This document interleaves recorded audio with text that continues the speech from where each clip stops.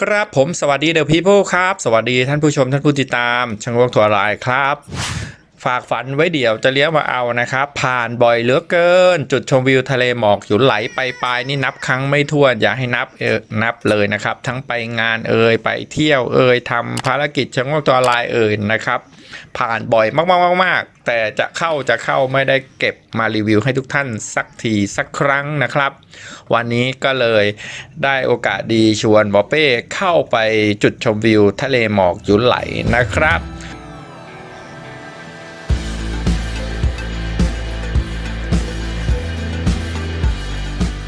เดี๋ยวจะพาไปจุดชมวิวหยุดไหลทะเลหมอกใกล้ๆเมืองปายนี่แหละครับก่อนที่จะทะลุออฟโรดออกดอยดำออกเวียงแหงนะครับผมตอนนี้เราอยู่บนบายพาสทางหลวงแผ่นดินหมายเลข1095นะครับที่ทางมุ่งหน้ากิวลมบางมะผ้าแม่ฮ่องชอนนะครับเดี๋ยวเป็นยังไงไปชมกันครับผมอันที่ผลทำเธอคิดถึงกันบ้างไหมนะครับในวันที่หัวใจอบอุ่นวันนี้เยอะแยะมากมายมหาศาลคือเราก็วิ่งเส้นนี้เหมือนกันนะครับมารีสอร์ทโรงแรมมาแล้วก็ช่วงนี้อาจจะสถานการณ์โควิดก็ดูจะร้อนๆหน่อยก็เลยต้องหาโรงแรมที่มันโอเคนะครับบรรยากาศเที่ยวทางภูเขาภาคเหนือฤดูฝนนะก็จะชุ่มฉ่ำมีเมฆหมอกมาล้อเล่นอยู่ข้างทางวิวเป็นล้านมันจะปุบๆหน่อยใช่ครับทั้งวันนะครับที่ทาง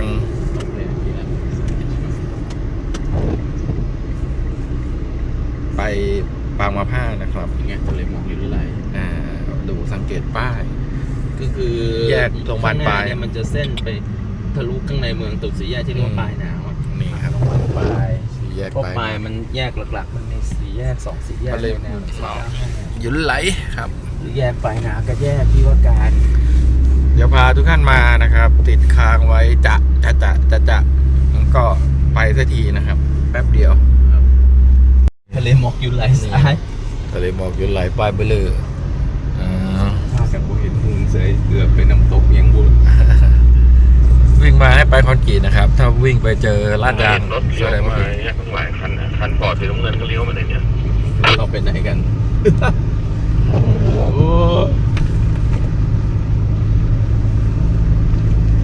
สันติชนนะครับอาหารยูนานท่องเที่ยวแท้เลยทะเลหมอกหยุดไหลตั้งอยู่บนหมู่บ้านสันติชนตำบลเวียงใต้อำเภอปายจังหวัดแม่ฮ่องสอนครับห่างจากบ้านสันติชนประมาณ 1.6 กิโลเมตรลดไปได้ทุกคันที่จอดรถฟรีนะครับจุดชมวิวทะเลหมอกและพระอาทิตย์ตกจุดนี้สวยงามมากๆนะครับสามารถชมความสวยงามของตัวอำเภอปายได้เป็นที่นิยมหลักๆเลยมาปายก็ต้องมาที่นี่แหละเป็นที่ชื่นชอบของแหล่งเหล่านักท่องเที่ยวที่ชอบทะเลหมอกหรือชมพระอาทิตย์ตกนะครับ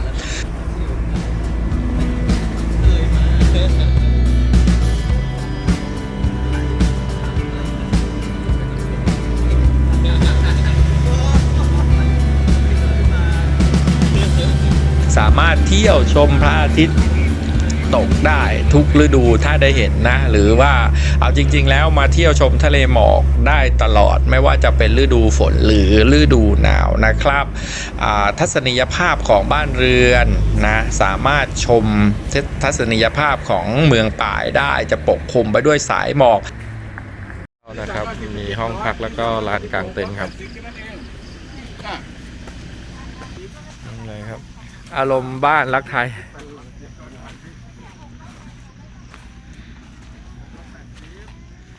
อันนี้ครับมองอะไรไม่เห็นเลยวันนี้อากาศปิดบัตรนะครับ20 บาท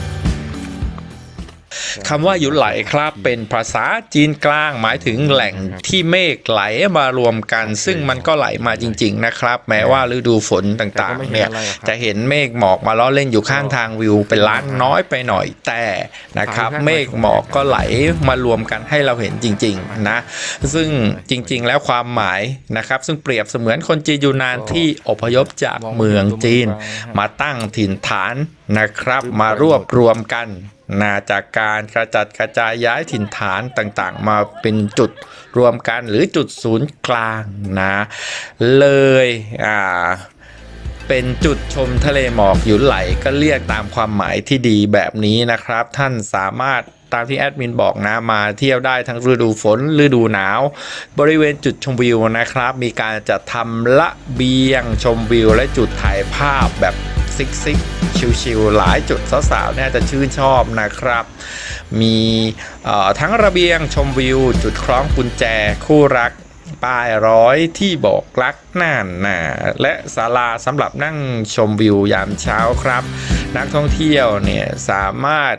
จัดมุมหรือหามุมถ่ายภาพได้ตามอัธยาศัยมีบริการเครื่องดื่มชาร้อนใส่น้ำกามานั่งชิลๆจิบชากันได้เลยทีเดียว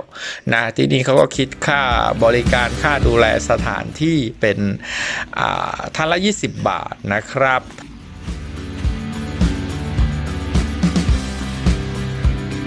ส่วน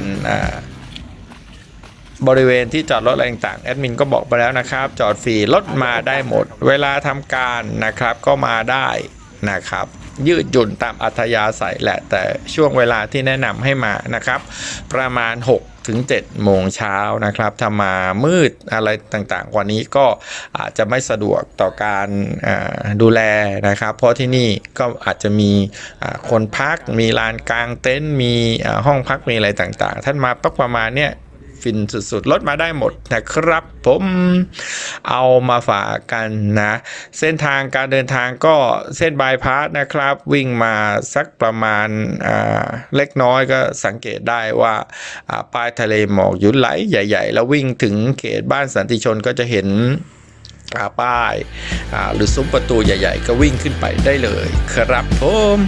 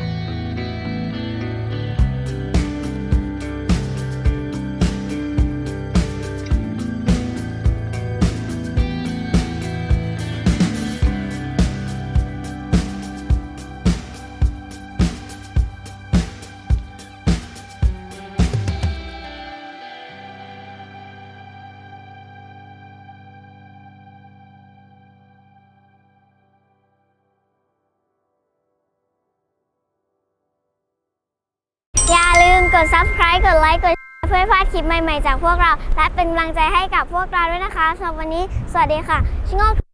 ความสุขอยู่ที่การปล่อยวางความรู้คือการแบ่งปันไม่มีที่สิ้นสุดค่ะวันนี้ไปละบ๊ายบาย